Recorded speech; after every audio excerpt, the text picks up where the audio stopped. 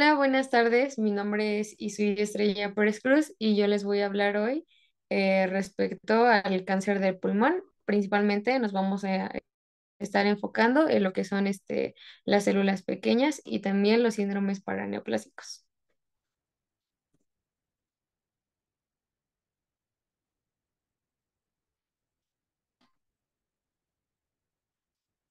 Bueno, vamos a comenzar con esta pequeña definición. Entonces, pues, ¿qué es el cáncer pulmonar? La Organización Mundial de la Salud, la OMS, define al cáncer pulmonar como aquel tumor que se origina en el epitelio respiratorio, como bronquios, bronquiolos y alvéolos, de los cuales la OMS divide los cánceres pulmonares epiteliales en cuatro tipos celulares principales, que son cáncer pulmonar microcítico, por sus siglas en inglés, SCLC, que quiere decir Small Cell Lung Carcinoma, y los cánceres pulmonares no microcíticos, como el NSCLC, que sería por sus siglas en inglés, Non-Small Cell Lung Cancer, en los cuales pues entra el adenocarcinoma, el carcinoma epidermoide y el carcinoma macrocítico.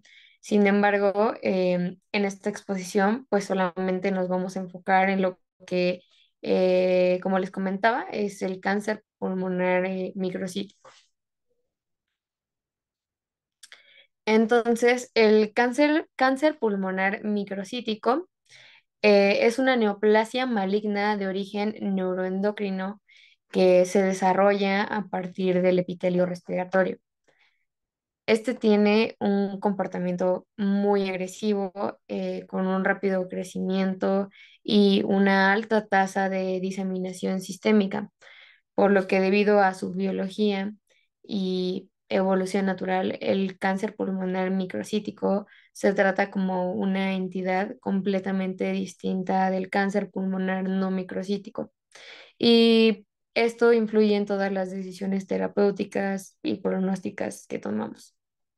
Además de esto, pues los carcinomas microcíticos consisten en células pequeñas con citoplasma escaso, bordes celulares mal definidos, cromatina nuclear finamente granulosa, un nucleolo ausente o que podría llegar a pasar inadvertido y un recuento, perdón, mitótico alto.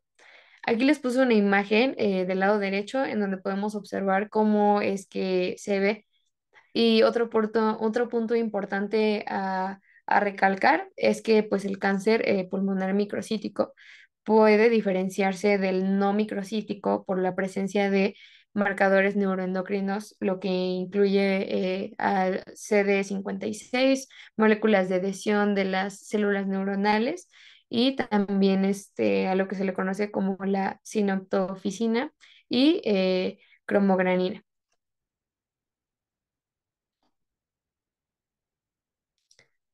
Bueno, pasando a lo que es nuestra epidemiología, pues tenemos que el cáncer pulmonar, incluyendo el tipo microcítico, es la principal causa de muerte por cáncer en Estados Unidos, tanto en hombres como en mujeres. Y en 2020 se estimaron más de 228.000 casos nuevos, con más de 135.000 muertes. Pasando al próximo punto, pues esta neoplasia es rara antes de los 40 años, pero su incidencia crece exponencialmente con la edad, alcanzando así su pico en la octava década de vida. Además, es importante recalcar que la carga epidemiológica de este cáncer es considerable, por lo que pues viene siendo un problema sanitario prioritario para todos.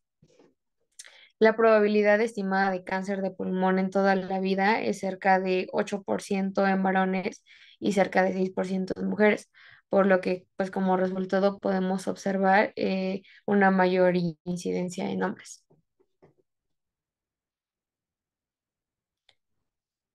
Para los factores de riesgo incluiremos principalmente aquí pues a los fumadores de cigarrillo, debido a que tienen un riesgo de 10 veces o más de presentar cáncer pulmonar en comparación con personas que nunca en su vida han fumado.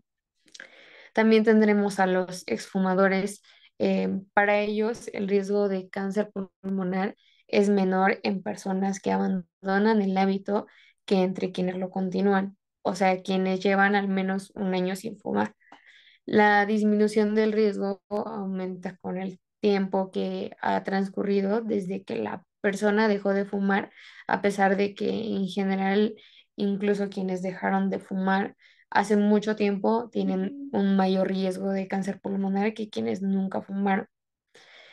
El riesgo por el tabaquismo pasivo es menor que el del tabaquismo activo y de acuerdo a estudios se observó este aumento del 20% a 30% del cáncer pulmonar entre personas que nunca fumaron y que estuvieron casadas durante muchos años con fumadores. Otro punto a recalcar aquí es muy importante y esto es pues yo creo que lo más reciente, que sería el cigarrillo electrónico o el vapeo. Este es un fenómeno nuevo e implica riesgos que podrían contrarrestar el posible efecto o beneficio de ayuda a los pacientes a reducir el consumo de cigarrillos normales y el riesgo de cáncer pulmonar. La radiación ionizante, según los estudios, pues he decidido incluir este aquí debido a que se han indicado pues tasas mayores de cáncer pulmonar entre personas que han sobrevivido a ataques con bombas atómicas en Hiroshima y Nagasaki. Neumopatías previas como bronquitis crónica, enfisema y tuberculosis.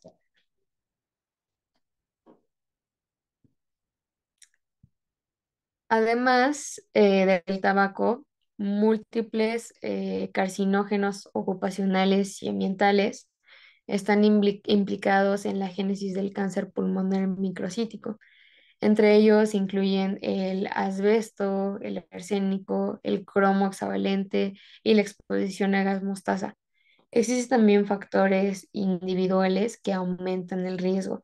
Enfermedades pulmonares crónicas como lo es el EPOC o la tuberculosis, así como dietas bajas en frutas y vegetales, pues están asociadas con mayor incidencia de cáncer pulmonar. Respecto al plano genético, polimorfismos como los del CYP1A1 o mutaciones hereditarias en genes como RB o P53 pueden conferir susceptibilidad incluso en personas no fumadoras. Por último, también se ha identificado LOSI. ¿A qué me refiero con esto? Pues a las zonas específicas en los cromosomas como el 5p15, 6p21 y 15q25 relacionados con receptores nicotínicos y síntesis de... Y bueno, la etiología del cáncer pulmonar microcítico se basa en la exposición a agentes carcinógenos que dañan directamente al epitelio bronquial. El tabaco es el más importante debido a que su efecto acumulativo y persistente altera la arquitectura celular pulmonar incluso décadas después del abandono del hábito. Así también, pues otros agentes como lo es el radón, el asbesto y ciertos compuestos industriales también contribuyen al inducir estas mutaciones genéticas que se acumulan o se van acumulando progresivamente.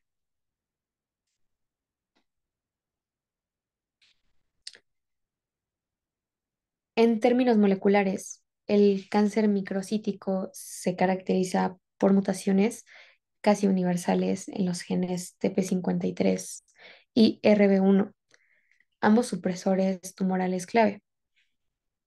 Además de esto, también se observa una pérdida del material genético en la región 3P del cromosoma, que puede presentarse incluso en el epitelio histológicamente normal, pero dañado por humo de tabaco. Todo esto indica que el desarrollo de este cáncer ocurre en varias etapas con cambios genéticos acumulativos que transforman de esta manera pues a nuestras células.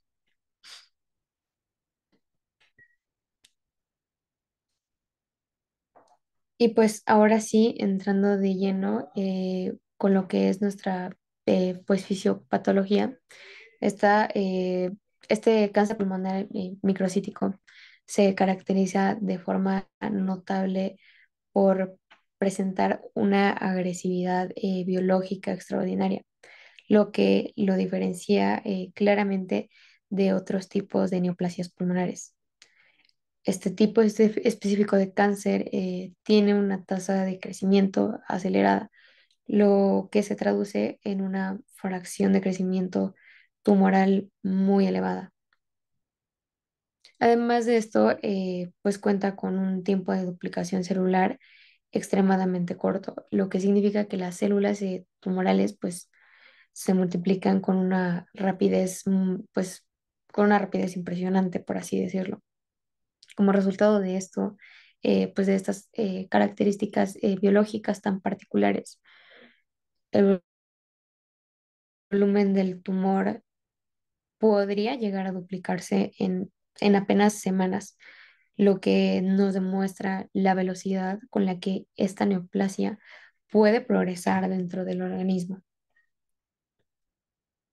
Esta rápida evolución del tumor nos permite así comprender por qué en el momento del diagnóstico inicial más de lo que es el 60% de los pacientes ya presentan una enfermedad en etapa extensa, es decir, con una diseminación más allá del tórax. La agresividad de este tipo de cáncer se manifiesta también en su tendencia a diseminarse precozmente por lo que conocemos como la vía hematógena, lo que nos quiere decir que pues es a través del torrente sanguíneo.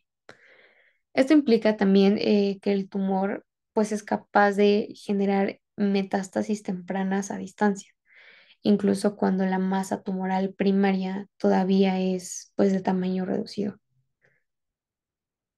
Las metástasis más comunes pues se localizan en órganos altamente sensibles como lo es el sistema nervioso central, particularmente en nuestro cerebro. El hígado, la médula ósea y las glándulas suprarrenales. Esta capacidad de diseminación tan temprana y frecuente limita de manera considerable la posibilidad de lograr obtener un beneficio significativo mediante el uso de cirugía como tratamiento curativo. Debido a esto, pues a que la enfermedad suele encontrarse diseminada en el momento de que se hace pues el diagnóstico, haciendo que la intervención quirúrgica no sea útil en la mayoría de los casos. Desde el punto de vista histológico, el cáncer pulmonar microcítico o de células pequeñas, eh, se origina a partir de células neuroendocrinas que se encuentran dentro de nuestro epitelio bronquial. Estas células presentan ciertas características morfológicas y funcionales que nos permiten identificarlas.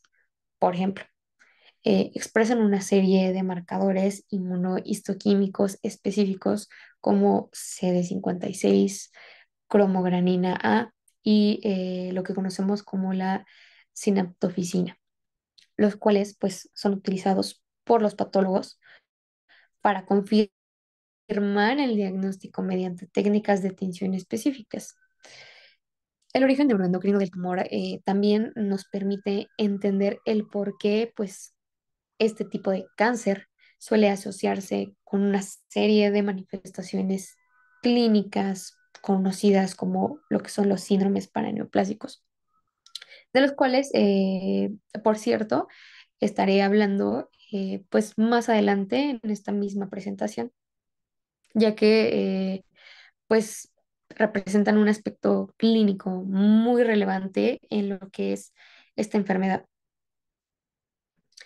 Por otro lado, pues también se ha planteado un interesante modelo teórico que lo que busca aquí es explicar la biología del cáncer microcítico desde una perspectiva mucho más profunda. Este modelo se basa en la existencia de una célula madre tumoral, una subpoblación muy pequeña de células dentro del tumor que posee una capacidad especial. ¿Cuál es? Pues la de mantener y perpetuar el crecimiento maligno a lo largo del tiempo.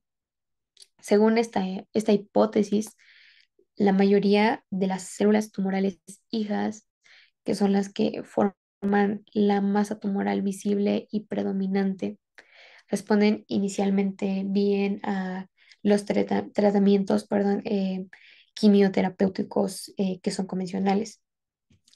Sin embargo, pues estas células hijas carecen de la capacidad de autorrenovación, por lo que una vez eliminadas no pueden generar nuevas células tumorales por sí mismas. En realidad, pues el verdadero problema, si se lo puede decir así, pues radica en que la célula madre tumoral, a diferencia de todas las demás, es mucho más resistente a los tratamientos, por lo que pues suele sobrevivir incluso dentro de la quimioterapia inicial.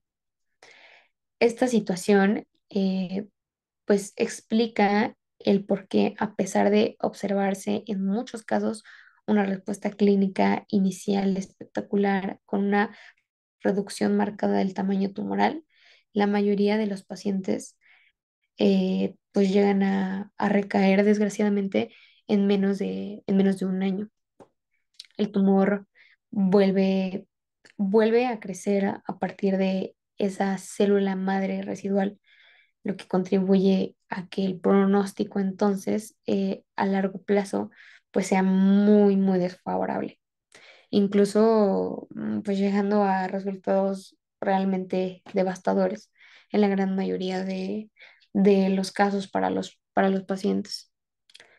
Finalmente, este modelo sugiere que para lograr una curación verdadera y sostenida del cáncer pulmonar microcítico, no bastaría únicamente con lo que sería inducir una respuesta clínica visible y transitoria, sino pues que sería absolutamente necesario erradicar de manera selectiva esta población de células madre tumorales, algo que pues hasta el día de hoy no es posible lograr con las terapias estándar que tenemos pues disponibles en la actualidad en nuestra práctica clínica. Por lo tanto, este sigue siendo pues uno de los más grandes retos en el tratamiento de lo que es nuestro cáncer pulmonar de células pequeñas o microcítico.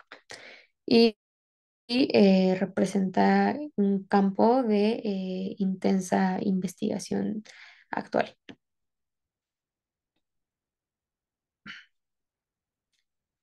Mm, Pasando ahora a nuestro cuadro clínico. Es importante mencionar que el cáncer de pulmón microcítico, a pesar de su agresividad, muchas veces pues no presenta signos llamativos al inicio, lo cual puede dificultar un diagnóstico temprano. En general, los síntomas respiratorios que manifiesta este tipo de neoplasia suelen ser inespecíficos, es decir, no son exclusivos del cáncer, pero tienen una característica importante, la cual es que son persistentes, es decir, se mantienen en el tiempo y no mejoran con medidas comunes o tratamiento sintomático. El síntoma más frecuente reportado en nuestra literatura médica disponible y también incluso hablando en lo que sería pues nuestra práctica clínica diaria es pues la tos crónica, que suele ser inicialmente, pues empieza siendo seca, sin producción de esputo, pero progresivamente se va volviendo más molesta. También se vuelve más constante, se vuelve más resistente a los tratamientos habituales que tenemos. Esta tos, aunque puede parecer un síntoma, perdón, banal, pues es realmente una de las primeras señales de alarma en muchos de los pacientes que llegamos a observar, por lo que esta, pues, tiene que ser evaluada con atención en personas de riesgo, especialmente en lo que sería este grupo específico de fumadores de una edad avanzada. Además de lo que es la tos, también es habitual la presencia de disnea, que corresponde a la sensación de falta de aire o dificultad para respirar, como ya lo sabemos, y que suele aumentar con el esfuerzo físico, aunque en fases pues más avanzadas puede presentarse incluso en reposo. Otro síntoma relevante es el dolor torácico, que en este caso pues suele ser mal localizado, vago, poco específico, aunque persistente. Este dolor pues puede deberse a la infiltración tumoral de estructuras vecinas como la pleura o la pared torácica. En algunos casos también puede presentarse lo que es la hemoptisis, que como ya sabemos también, solamente para eh, recalcar y que quede bien claro, pues nos referimos a lo que conocemos como la expectoración de sangre al toser, lo cual siempre debe de ser considerado un síntoma de alarma en cualquier ocasión, en cualquier enfermedad. Si el tumor llegara a obstruir una vía aérea principal o proximal, esto se puede, esto puede generar una obstrucción parcial de lo que es el flujo del aire, dando así lugar a la aparición de las famosas sibilancias localizadas. Estas sibilancias se diferencian de las del asma bronquial, por poner un ejemplo, pues en que estas no corresponden y suelen permanecer en una misma zona del tórax, lo que puede ser indicio de una masa endobronquial.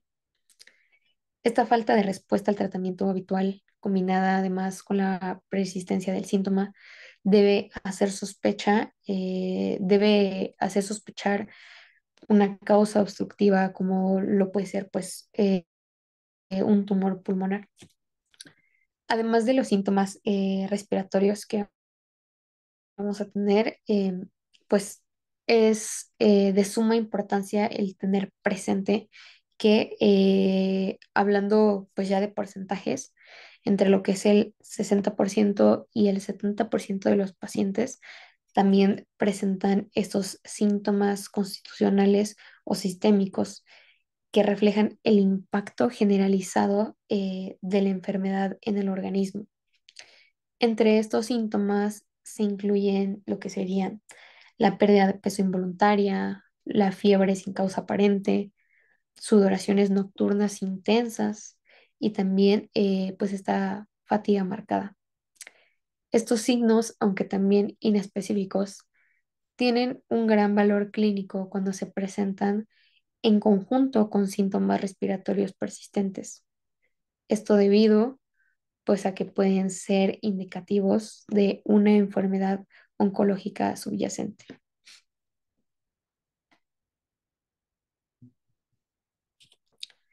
Pues en cuanto a lo que son los signos clínicos que podemos observar en un paciente en el que la metástasis desgraciadamente o desafortunadamente pues ya ha ocurrido, es fundamental comprender que el cáncer pulmonar microcítico, debido a su localización central habitual en el tórax, y a su extrema agresividad biológica, tiene una marcada tendencia a invadir directamente las estructuras vecinas del mediastino y otras áreas del tórax.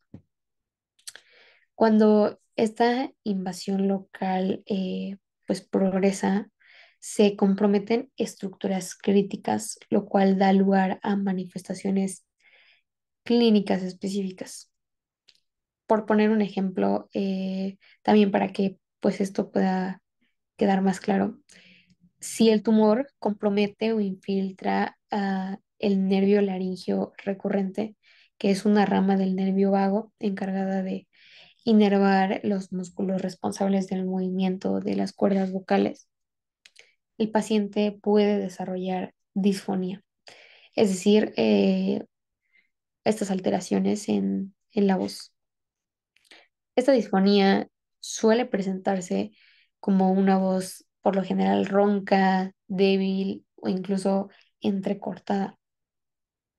Esta además pues es persistente, lo cual sí o sí siempre debe de generar una sospecha clínica, sobre todo en personas con factores de riesgo como el tabaquismo crónico, que ya lo vimos, que pues es una de las principales causas y de las más peligrosas también.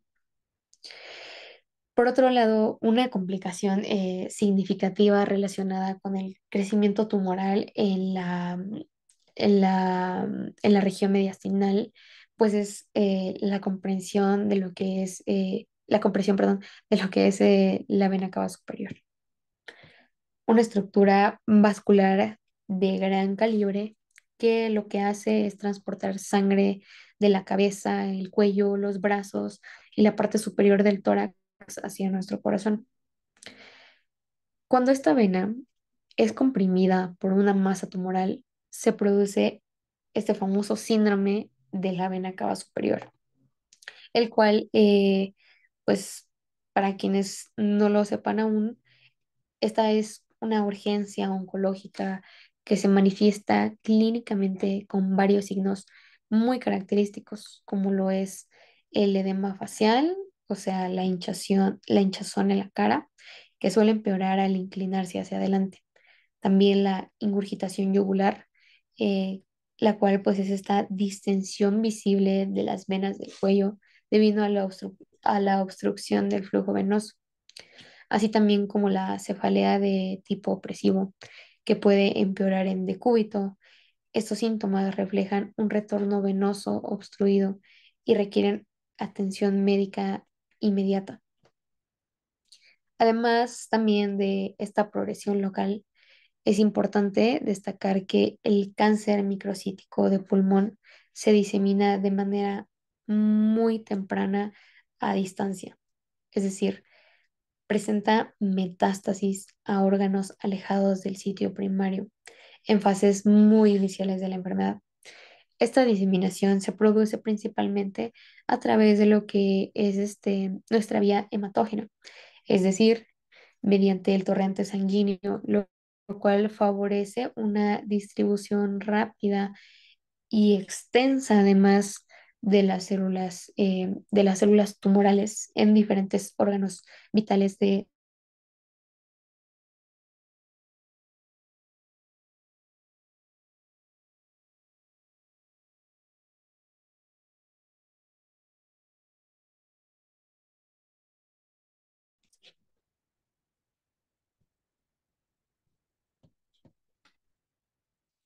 Como les comentaba, este tipo de tumor tiene una especial predilección metastásica por ciertos órganos, entre los que destacar el hígado, donde puede causar hepatomegalia, dolor en hipocondrio derecho o alteración en pruebas hepáticas.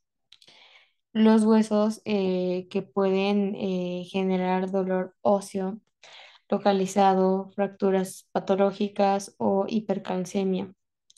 Las glándulas suprarrenales, aunque muchas veces de forma silenciosa y de manera muy importante, el sistema nervioso central, especialmente el encéfalo, Las metástasis cerebrales pueden provocar síntomas neurológicos focales, cefalea persistente, náuseas, vómitos e incluso en algunos casos convulsiones o alteraciones del estado de la conciencia.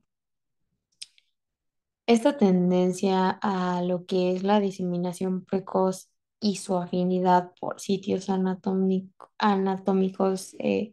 tan críticos hacen que el pronóstico del cáncer pulmonar microcítico sea generalmente muy pobre, incluso en pacientes que parecen tener un tumor de tamaño reducido al inicio.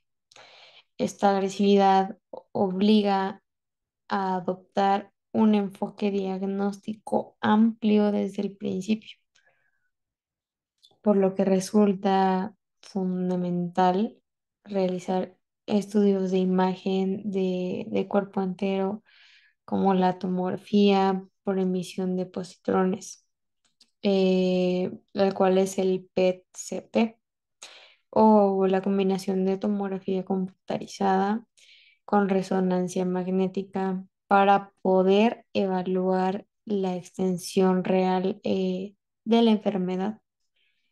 Estos estudios permiten detectar lesiones metastásicas ocultas que podrían pasar desapercibidas en estudios convencionales, y además de esto, pues son cruciales para una correcta estadificación y planificación terapéutica.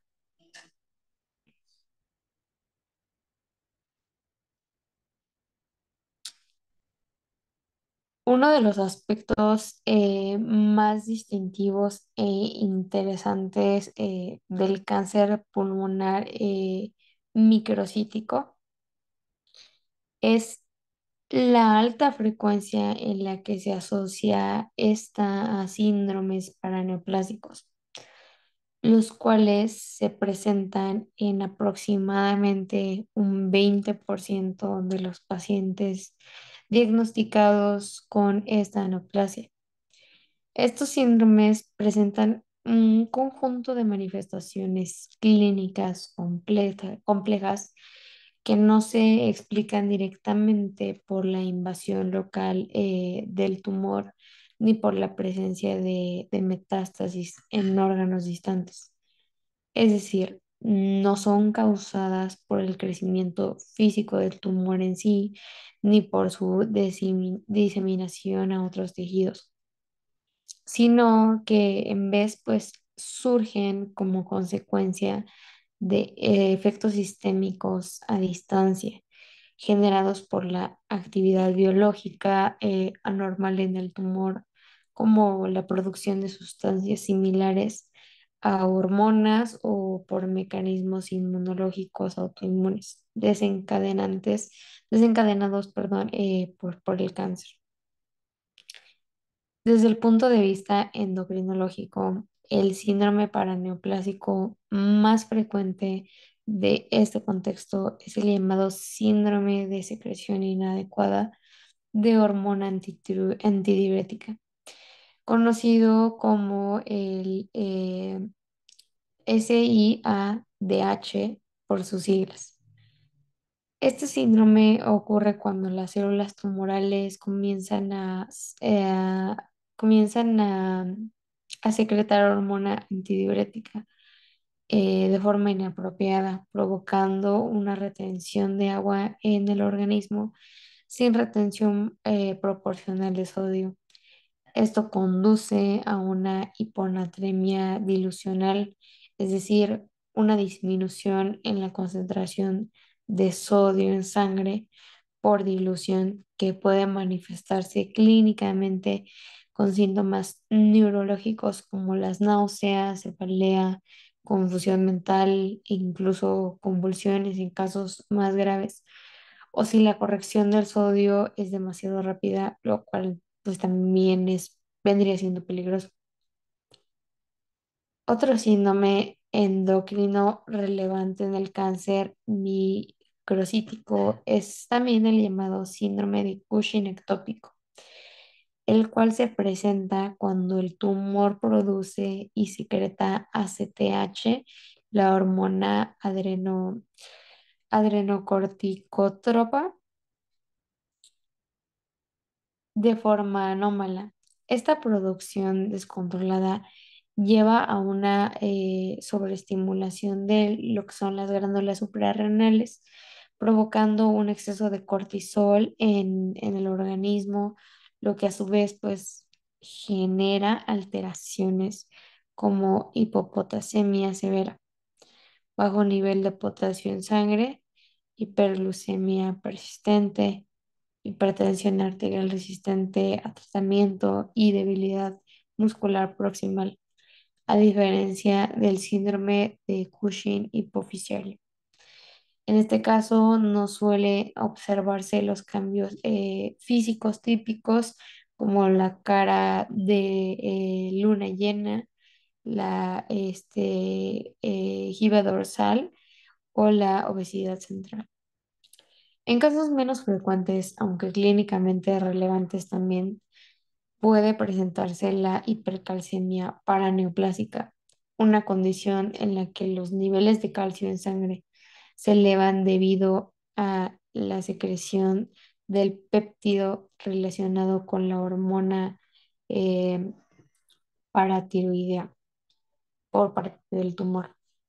Sin embargo, es importante aclarar que esta manifestación es más característica del cáncer pulmonar no microcítico, en especial el de tipo epidermoide, y se presenta con menos frecuencia pues en el microcítico. En cuanto a lo que son los síndromes neurológicos paraneoplásicos, que son particularmente importantes por su impacto funcional, uno de los más relevantes es el síndrome miasténico de Lambert-Eaton. Este trastorno se produce como consecuencia de la formación de los anticuerpos contra los canales de calcio tipo PQ dependientes de voltaje, los cuales están ubicados en las terminaciones nerviosas de la unión neuromuscular, es decir, en la zona donde las neuronas estimulan al músculo. Esto genera una disminución en la liberación de acetilcolina, lo que da lugar a debilidad muscular proximal, especialmente en los músculos y hombros, por reflexia, lo cual es la disminución de los reflejos osteotendinosos y síntomas de disautonomía como boca seca, potencia ortostásica o constipación. Una característica distintiva de este síndrome que lo diferencia de la miastenia gravis es que la fuerza muscular mejora transitoriamente con el ejercicio, lo cual es un hallazgo clínico muy útil. Otros síndromes neurológicos paraneoplásicos menos comunes, pero mucho más graves, incluyen la encefalitis límbica, que afecta áreas del cerebro responsables de la memoria y el comportamiento, la degeneración cerebelosa subaguda, que causa ataxia progresiva y diversas neuropatías sensitivas que generan pérdida de la sensibilidad o dolor en las extremidades. Estos trastornos suelen estar pues mediados inmunológicamente por anticuerpos específicos dirigidos contra componentes neuronales como anti-U o anti-CRMP5 o anti-PECO, los cuales pueden detectarse en pruebas serológicas especializadas. Es muy importante saber que estos síndromes neurológicos pueden aparecer incluso antes del diagnóstico del tumor pulmonar, lo que significa que en ciertos pacientes son la primera manifestación clínica de la enfermedad y podrían proporcionar una pista diagnóstica crucial. Finalmente, es clave comprender que aunque estos síndromes pueden ser graves, algunos de ellos son al menos parcialmente reversibles si se logra un tratamiento efectivo del tumor primario, principalmente mediante la quimioterapia sistémica. Por lo tanto, el reconocimiento oportuno de estos síndromes paraneoplásicos no solo evita errores diagnósticos innecesarios, sino que además pues, puede influir de manera directa y significativa en el pronóstico funcional de nuestro paciente, mejorando su calidad de vida y también pues su respuesta al tratamiento.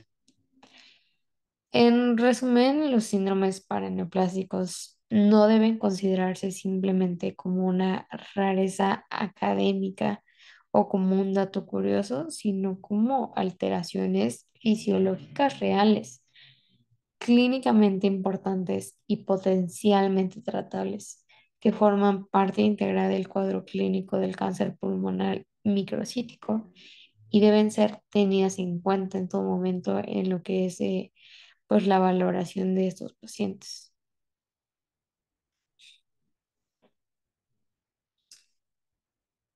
El abordaje diagnóstico del cáncer pulmonar microcítico, también conocido, pues ya lo sabemos como cáncer de células pequeñas, comienza con un paso fundamental dentro del protocolo clínico: la realización de una radiografía de tórax, que como podemos observar aquí, representa la primera herramienta de imagen que se solicita en la mayoría de los casos donde existe sospecha de una patología pulmonar. Esta radiografía, aunque es una técnica accesible y de bajo costo, puede ofrecer hallazgos sugestivos muy importantes. En el caso del cáncer pulmonar en microcítico, lo que frecuentemente se observa es esta masa localizada en lo que es la región iliar o mediastinal, lo cual es característico de este tipo de tumor debido a su predilección por las zonas centrales del árbol traqueobronquial. Sin embargo, la radiología de tórax, aunque útil como estudio inicial, pues no nos permite valorar con precisión la extensión del tumor ni su relación con las estructuras vecinas. Por esta razón, el siguiente paso imprescindible en el abordaje diagnóstico, pues es la realización de una tomografía computarizada del tórax con medio de contraste intravenoso.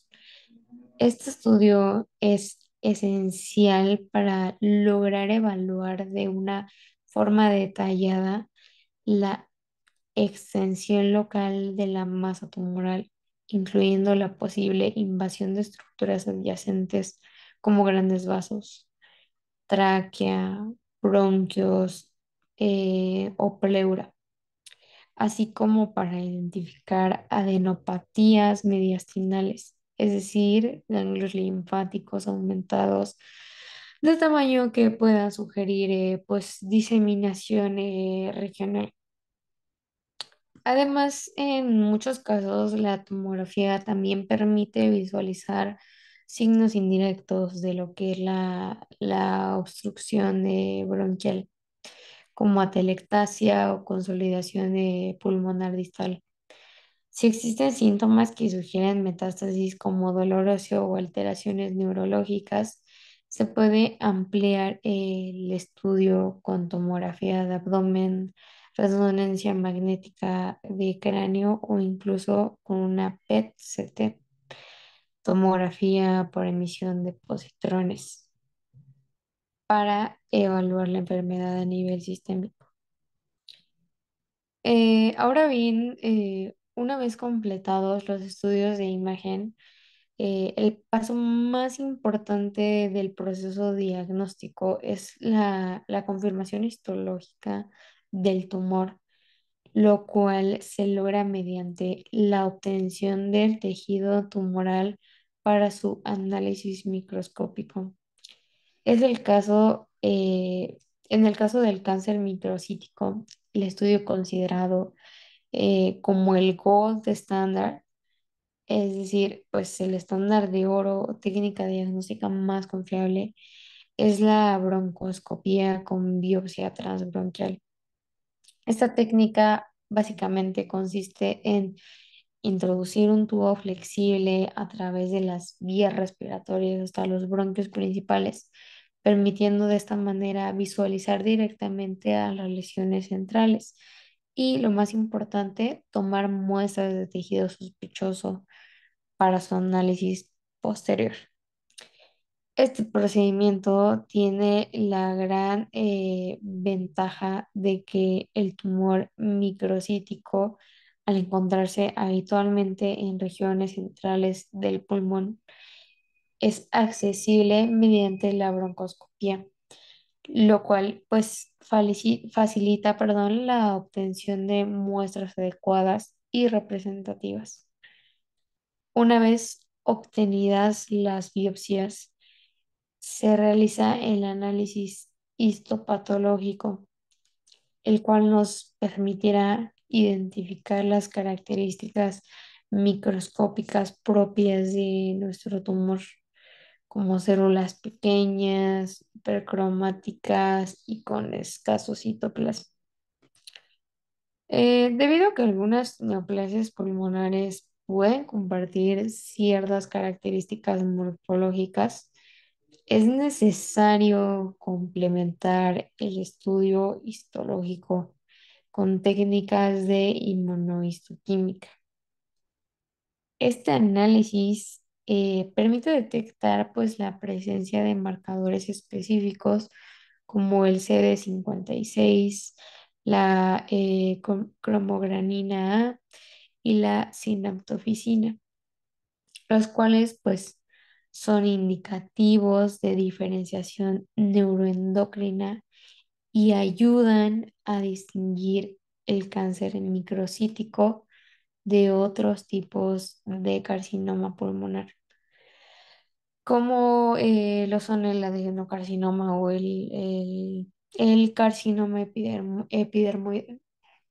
En resumen, pues aquí el diagnóstico del cáncer pulmonar microcítico se basa en una combinación de estudios de imagen que orientan sobre la localización y extensión del pulmón, junto con ciertas técnicas endoscópicas e histológicas que permiten confirmar la naturaleza y el subtipo del cáncer. Este enfoque integral no solo permite establecer el diagnóstico definitivo, sino que además pues guía las decisiones terapéuticas en función del estadio y la diseminación también pues de la enfermedad.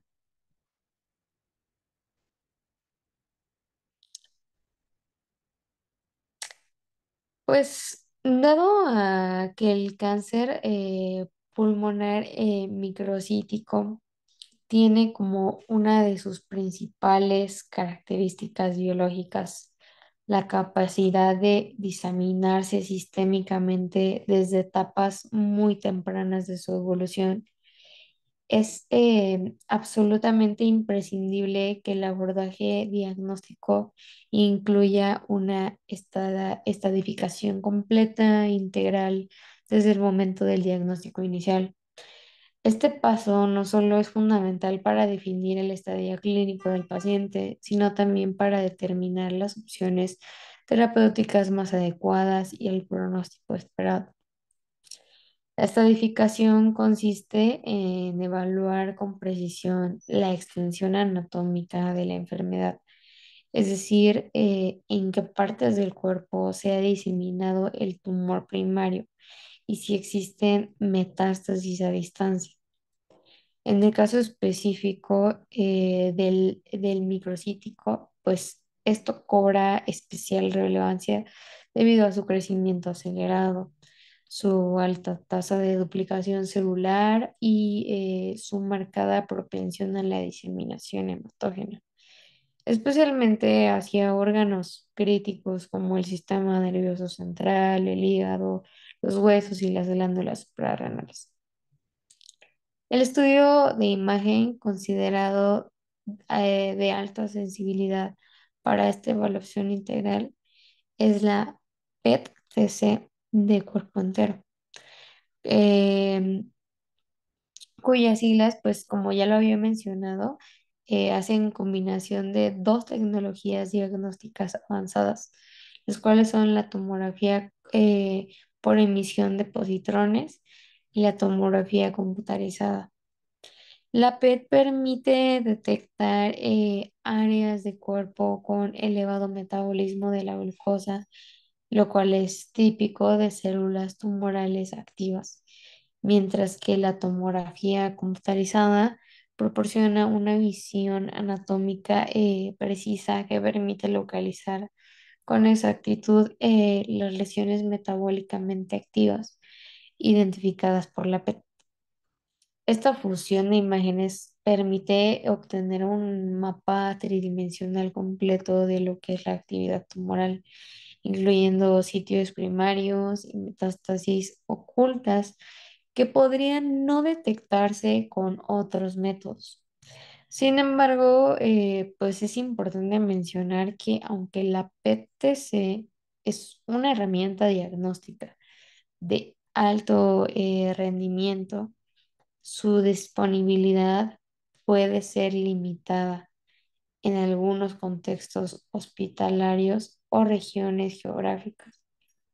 Por esta razón, el manual de referencia médica Harrison, que es en el que nos estamos basando la bibliografía que estamos utilizando, también reconoce como una alternativa válida la combinación de varios estudios anatómicos de alta resolución, incluyendo así pues la tomografía computarizada de tórax, abdomen y pelvis con contraste intravenoso, junto con una resonancia magnética nuclear de cráneo o en su defecto una tomografía computarizada de cráneo con contraste de gadolínio.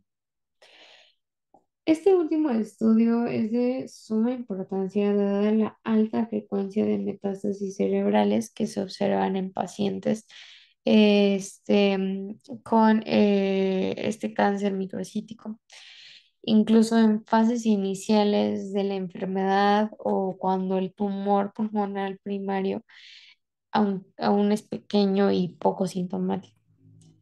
La evaluación del sistema nervioso central es particularmente prioritaria en este tipo de cáncer, ya que las metástasis cerebrales pueden producir síntomas neurológicos graves o incluso ser asintomáticas inicialmente, lo cual puede llevar a retrasos diagnósticos si es que no se realiza un estudio dirigido. El uso de gadolinio como medio de contraste en la resonancia magnética o la tomografía computarizada permite una mejor visualización de lesiones pequeñas o de zonas cerebrales difíciles de evaluar con técnicas convencionales. En aquellos casos en los que el paciente refiere dolor focal que puede indicar compromiso metastásico del esqueleto axial o apendicular, se recomienda complementar la estratificación con una gamografía ósea. Esta técnica utiliza radioisótopos que se fijan a zonas de alta actividad osteoblásica, lo cual permite detectar metástasis óseas incluso antes de que sean visibles en las radiografías convencionales. Como alternativa o complemento, la resonancia magnética de columna o zonas específicas también puede utilizarse para evaluar lesiones óseas con mayor detalle, especialmente en pacientes con síntomas neurológicos o con este riesgo de compresión medular. Una vez completada la evaluación diagnóstica por imagen y confirmando el diagnóstico histológico mediante la biopsia, el siguiente paso en el abordaje es su clasificación clínica, la cual difiere significativamente de la que se emplea para otros tipos de cáncer pulmonar, como el cáncer pulmonar no microcítico. Mientras que en el microcítico se utiliza la clasificación TNM, la cual es tumor, ganglios, metástasis. En el caso, pues del microcítico, se prefiere una clasificación funcional en dos grandes grupos clínicos que simplifica el enfoque terapéutico. En número uno, pues tenemos enfermedad limitada. En este grupo se incluyen los casos en los que el tumor, junto con cualquier afectación ganglionar, se encuentra confinado en un solo hemitórax y puede ser abarcado completamente dentro de un solo campo de radioterapia, es decir, dentro de una zona anatómica que se puede irradiar de manera segura y eficaz. Esta categoría representa una minoría de los casos, pero es la que tiene mejor pronóstico y mayor potencial de tratamiento curativo, siempre que se aplique una combinación de quimioterapia y radioterapia torácica concomitante. En el número 2 tenemos a la enfermedad extensa. Esta categoría incluye a los pacientes cuyo tumor ha sobrepasado ya los límites anatómicos de un solo hemitórax, presenta metástasis a distancia o tiene afectación ganglionar extensa que no puede ser tratada dentro de un solo campo irradiable. Esta forma representa la mayoría de los diagnósticos al momento de la detección inicial debido a la ya mencionada diseminación precoz del microcítico.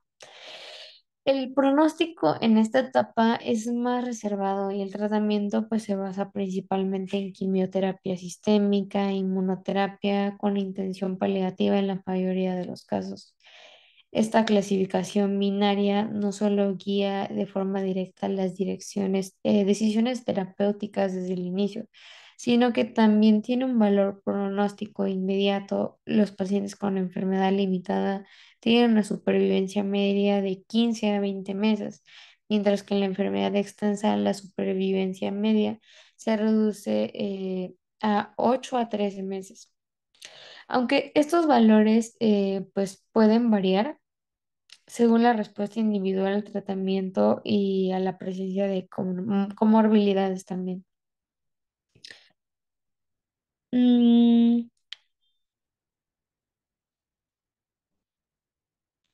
Bueno, para el diagnóstico definitivo del cáncer pulmonar, pues microcítico, no puede establecerse únicamente con base en los hallazgos clínicos o de imagen, por más sugestivos que estos sean. Aunque las manifestaciones clínicas, los estudios de tomografía, PET-CT y otros exámenes orientan al diagnóstico. La confirmación categórica y oficial requiere obligatoriamente de un análisis histopatológico, es decir, el estudio microscópico detallado del tejido tumoral previamente extraído mediante biopsia. Este análisis no solo confirma la naturaleza maligna del tumor, sino que también permite clasificarlo dentro de los distintos subtipos histológicos pulmonares, lo cual es esencial para poder definir el tratamiento adecuado y pues estimar el pronóstico. Una vez obtenida la muestra comúnmente a través de una broncoscopía con biopsia transbronquial, Dada la localización central de este tumor, pues se procede al procedimiento histológico en el laboratorio de anatomía patológica bajo el microscopio óptico. El cáncer pulmonar microcítico presenta un conjunto muy característico de hallazgos citológicos, es decir, de características morfológicas de sus células tumorales.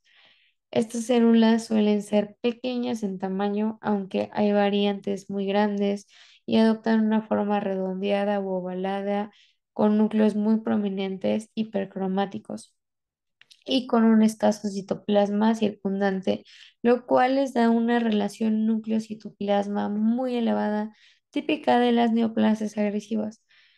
A menudo los bordes nucleares aparecen mal definidos y se observa una gran superposición celular, lo que contribuye al conocido patrón de células en pimienta, en sal y pimienta, o incluso al aspecto de célula aplastada o molida. Pues resultado esto del colapso mecánico durante la preparación del tejido, un hallazgo casi patognomónico del cáncer de células pequeñas. Estas células tumorales forman láminas, nidos compactados o cordones celulares, a menudo con poca cohesión intercelular.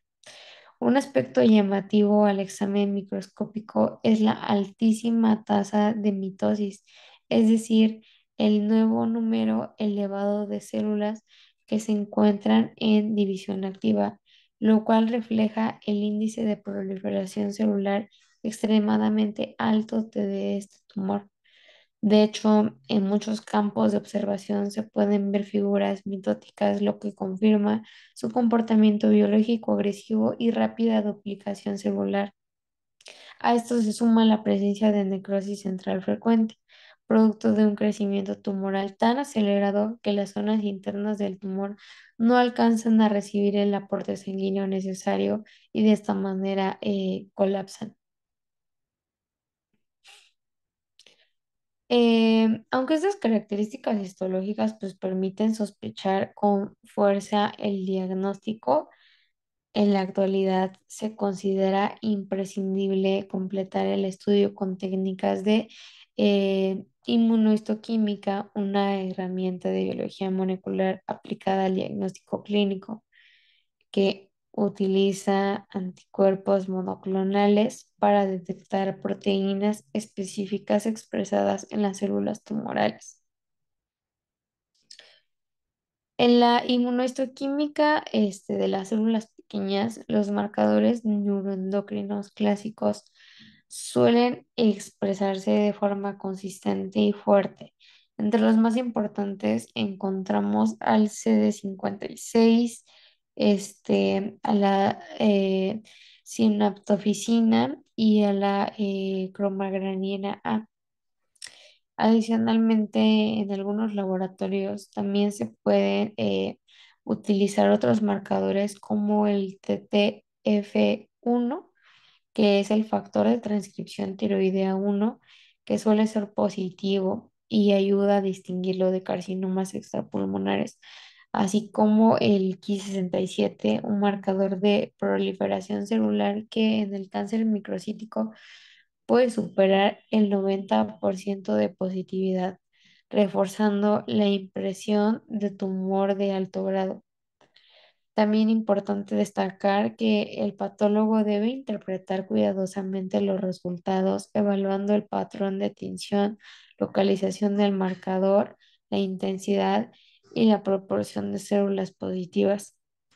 Esta correlación inmunohistoquímica combinada con la morfología microscópica no solo permite confirmar con alta precisión el diagnóstico, sino que también excluye con seguridad otras entidades que pueden simularlo, como linfomas de alto grado, tumores neuroendocrinos atípicos o carcinomas indiferenciados.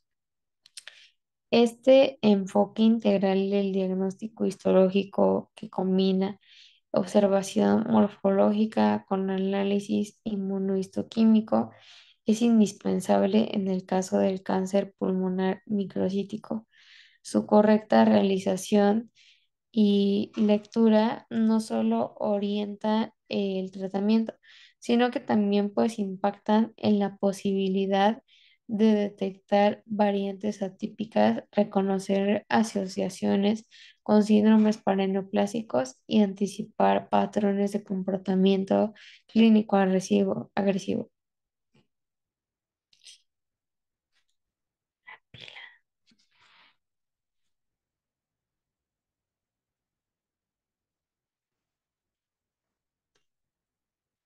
Ponle pausa. Dos. Este cáncer pulmonar presenta una morfología histológica sumamente característica que puede ser fácilmente reconocida en cortes de tejidos teñidos con la clásica coloración de hematoxilina y eosina. Esta tinción es la más actualizada en patología diagnóstica y permite identificar con gran claridad las estructuras celulares y nucleares, ya que la hematoxilina pues tiñe los núcleos de color azul violáceo, mientras que la eosina da esta coloración rosada al citoplasma y al estroma. Cuando el patólogo observa una muestra sospechosa de cáncer pulmonar bajo el microscopio, lo primero que suele notar es el caso de las células pequeñas, de la presencia de células tumorales de tamaño marcadamente pues, pequeño, ¿no? En comparación con otros carcinomas. Estas células pues adoptan esta forma, como ya lo mencionamos, redondeada u ovalada y muestran una densidad nuclear alta, lo cual significa que el núcleo ocupa casi todo el volumen celular. Los núcleos son hipercromáticos, es decir, se tiñen intensamente debido a la abundancia del ADN y al empaquetamiento apretado de la cromatina. Además, los contornos nucleares suelen ser irregulares y en ocasiones mal definidos. Y no es raro observar márgenes borrosos, lo que complica aún más pues, la diferenciación entre una célula u otra. Em, el citoplasma es escaso o apenas visible y esto genera lo que en patología se conoce como una relación núcleo-citoplasma aumentada, un rasgo clásico de células tumorales de alto grado. Esta configuración produce una imagen microscópica muy compacta y densa con células apiñadas en las que los núcleos prácticamente tocan unos con otros. Este patrón genera el conocido artefacto de aplastamiento. Em, una característica destacada también es su altísima actividad mitótica, la cual puede observarse directamente como numerosas figuras de mitosis, es decir, células en diferentes fases del ciclo de división atribuidas por todo el campo microscópico. Esta proliferación celular acelerada es uno de los factores que explica la agresividad clínica del tumor, su capacidad de crecimiento explosivo y la rapidez con que se desarrollan metástasis a distancia. Otra observación es la necrosis tumoral central, la cual ocurre dentro de agregados celulares, donde las células más internas mueren por hipoxia y falta de nutrientes. Esta necrosis es un reflejo de el crecimiento tan rápido que los vasos sanguíneos no alcanzan a nutrir adecuadamente todas las zonas del tumor. La necrosis aparece como zonas eosinofílicas acelulares o con restos celulares fragmentados y a menudo pues se encuentra redondeada por una periferia de células viables, lo cual nos da lugar a este patrón morfológico clásico. Em, y bueno, La arquitectura celular, es decir, la manera en que se disponen las células tumorales en el tejido, puede variar, aunque pues suele adoptar tres formas principales: un patrón sólido compacto, un patrón en láminas o un patrón más sugerente a la diferenciación neuroendocrina, que es el de las rosetas pseudoglandulares. Estas rosetas son estructuras circulares o semicirculares formadas por células dispuestas alrededor de un espacio central sin luz verdadera, no glandular, y representa un intento, perdón, fallido de organización glandular. Su presencia refuerza el origen neuroendocrino del tumor, que posteriormente pues, puede ser confirmado con técnicas inmunohistoquímicas. Em, Es tan distintiva la morfología que en la práctica clínica real, pues en ciertos contextos específicos, puede ser suficiente para iniciar tratamiento oncológico, incluso antes de contar con los resultados definitivos de inmunohistoquímica. Esto ocurre, por ejemplo, en pacientes pues, con enfermedad extensa, deterioro clínico importante y alta sospecha clínica.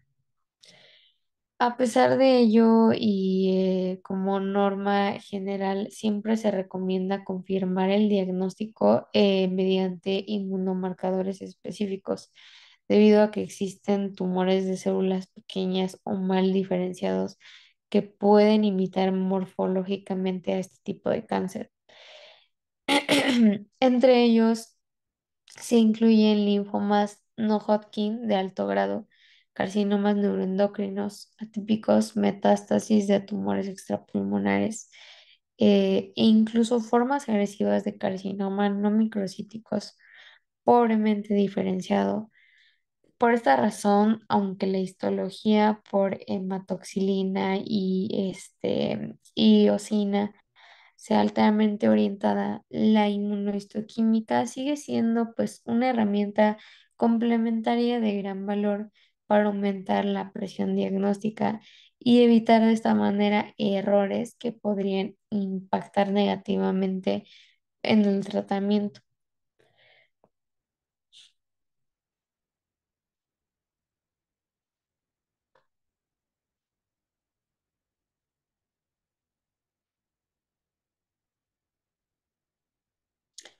Em, Continuando con lo que viene respecto pues a nuestro diagnóstico.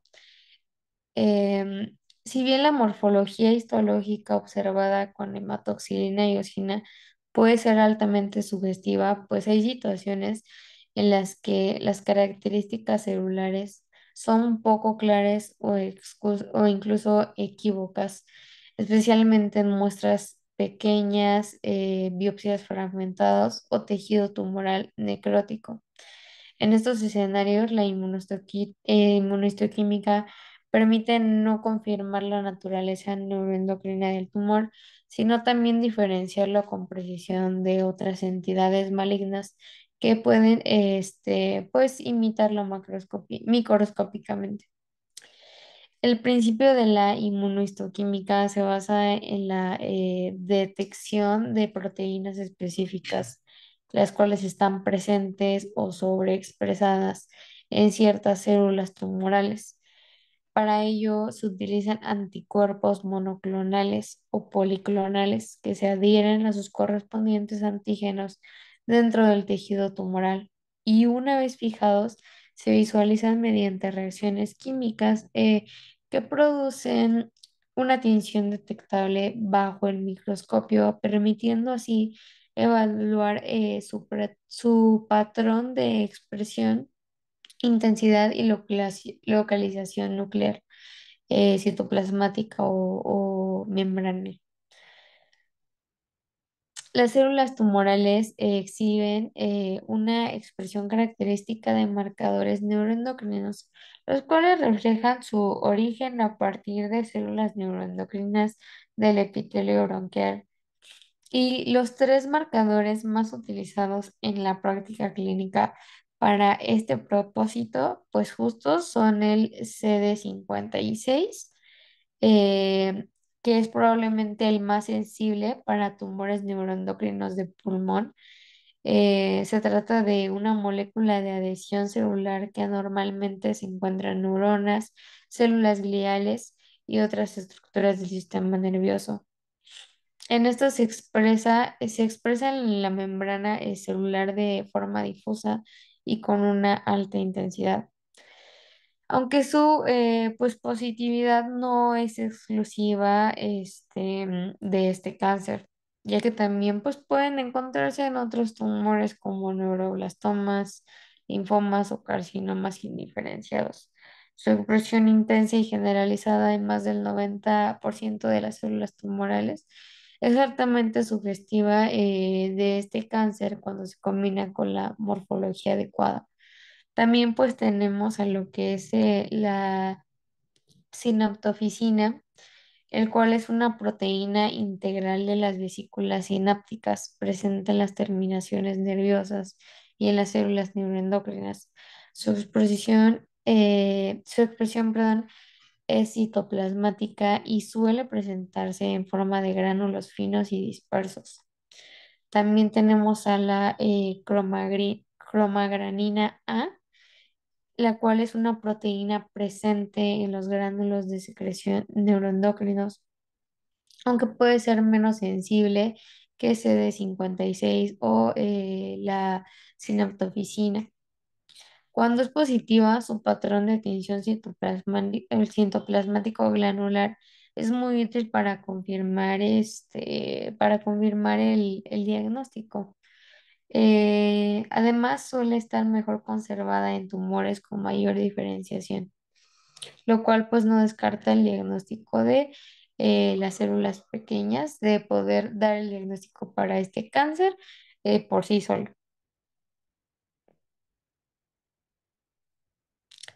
Y pues, ¿por qué es tan importante la inmunohistoquímica? Eh, La utilidad de esta no se limita únicamente a la confirmación diagnóstica, sino que también tiene una gran relevancia para descartar otros tumores que podrían compartir rasgos morfológicos con este cáncer de células pequeñas, cáncer pulmonar de células pequeñas, pero que requieren pues un tratamiento completamente distinto. Entre las entidades que deben distinguirse se encuentran carcinomas no microcíticos indiferenciados, linfomas no Hodgkin de alto grado, tumores neuroendocrinos metastásicos de origen extrapulmonar y carcinomas combinados que pues ya los habíamos, ya los habíamos mencionado.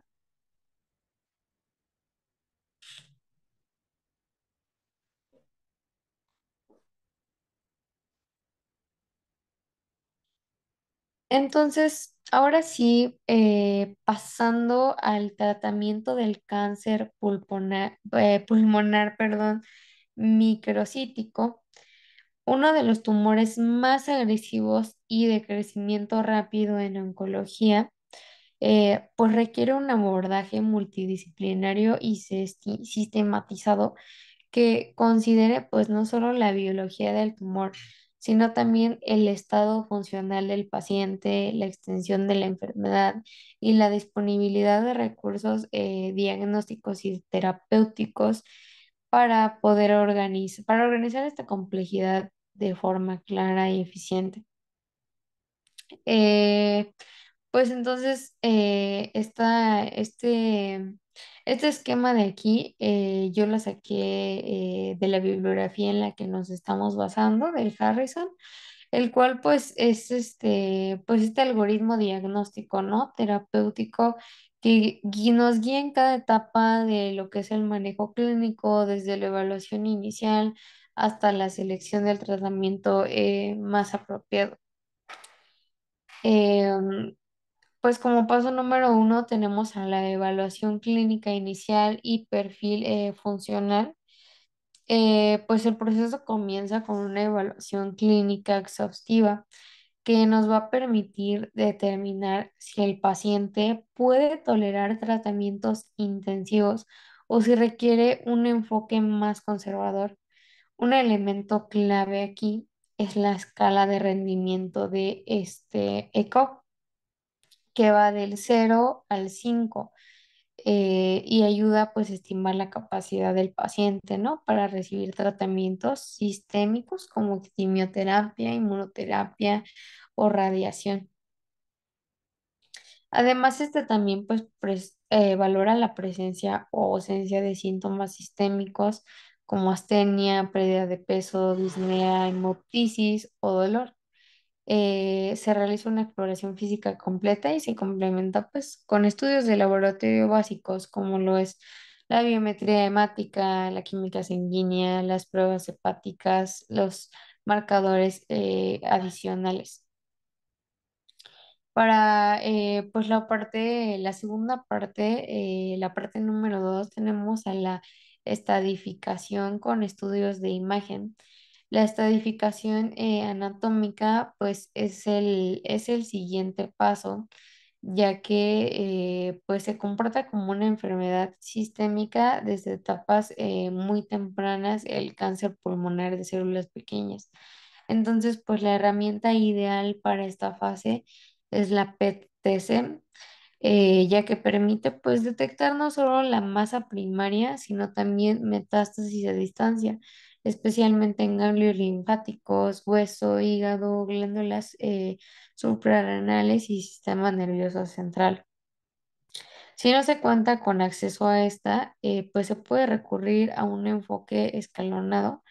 Tenemos a la tomografía computarizada con contraste de tórax, abdomen y pelvis para detectar masas pulmonares, ganglios y metástasis viscerales. También a la resonancia magnética nuclear de cráneo con gadolinio, esencial por su alta tasa de metástasis cerebrales, incluso pues en etapas iniciales este lo puede llegar a diagnosticar. En caso de dolor esofocal, sospecha clínica o ausencia del PTC, se puede realizar pues también una gamografía ósea para evaluar de esta manera pues la metástasis ósea. Tenemos en tercer lugar, pues a la clasificación clínica, ¿no? Enfermedad limitada versus enfermedad extensa. Con base en los hallazgos de imagen, pues este cáncer se clasifica clínicamente en las dos categorías que ya les había mencionado. Entonces, para el siguiente punto tenemos a la elección del tratamiento según estadificación y condición funcional. Una vez pues definida la extensión, se elige el tratamiento más adecuado guiado por los principios, por los principios que tenemos, ¿no? Que es la enfermedad extensa o metastásica. Si el paciente pues presenta múltiples metástasis viscerales o diseminación hematógena significativa en el objetivo del tratamiento. Para esto, pues es los cuidados paliativos, más no pues curativos. También pues aquí se administra la quimioterapia sistémica con platino más topósido, que sigue siendo pues el esquema clásico. En la actualidad se añade también la inmunoterapia con inhibidores PDL1 como el atezolizumab o el durvalumab, lo cual pues ha demostrado aumentar la supervivencia global en estudios clínicos recientes. Em, También vamos a pasar a la enfermedad limitada y paciente pues funcionalmente apto. Si el paciente tiene un buen estado funcional, y no hay pues metástasis a distancia, se considera tratamiento curativo con lo que es la quimiorradioterapia concurrente. Para el siguiente punto, pues tenemos a los casos especiales, ¿no? Lesiones únicas sospechosas, por ejemplo, pues las que son las cerebrales. Si se encuentra una única lesión metástica aparente, se debe confirmar su naturaleza mediante biopsia, ya que podría tratarse pues de otra patología. Si se confirma que se trata de metástasis, pues el paciente se reclasifica como enfermedad extensa y se maneja como tal quimioterapia con o sin inmunoterapia, además de radioterapia dirigida según los síntomas. Pasamos al siguiente y acercándonos hasta a nuestro punto final en este pues grande tratamiento, el cual es pues la importancia de la estrategia individualizada. Este algoritmo diagnóstico terapéutico permite adaptar el manejo de este cáncer de células pequeñas a cada paciente según tres factores esenciales, lo cual es la extensión anatómica de la enfermedad, el estado funcional y comorbilidades, la disponibilidad y accesibilidad a tecnologías diagnósticas como el PTC o la inmunoterapia. Gracias a esta aproximación sistemática, pues es posible ofrecer un tratamiento más personalizado.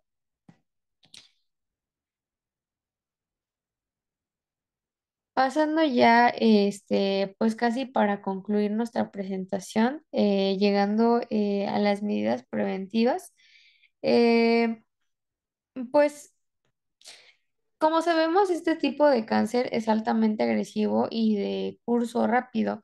Entonces, pues algo que tenemos claro es evitar el tabaquismo ante todo, dado que pues casi todos los casos están asociados pues a además de también pues reducir la tasa de mutaciones acumuladas, frenando el proceso de carcinogénesis. También a través de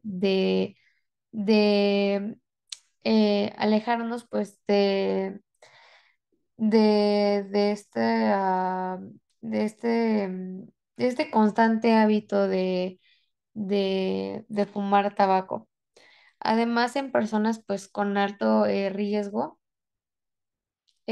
también se ha demostrado que el tamizaje con tomografía computarizada de baja dosis pues puede detectar lesiones en fases iniciales, aunque este beneficio pues he estudiado más en cáncer no microcítico.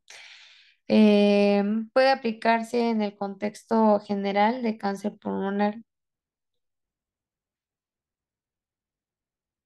Y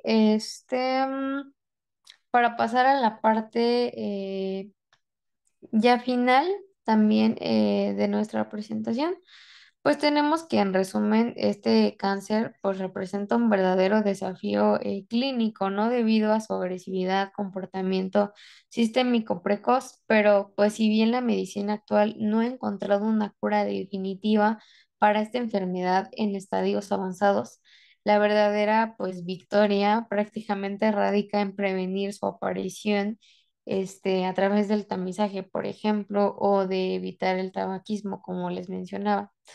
Em, para proteger, pues así a las personas no fumadoras de humo, pues ajeno y también a personas que tienen este mal hábito, ¿no?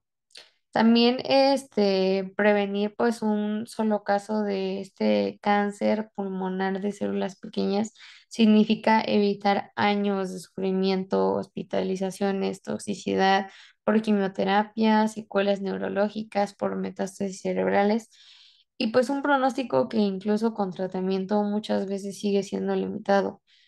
Es por eso que la mejor pues, medicina para cualquier cáncer microcítico, como conclusión, podremos tener que pues sigue siendo un cigarro que prácticamente pues nunca se fuma. Y pues esto es todo de mi parte. Muchas gracias por el tiempo.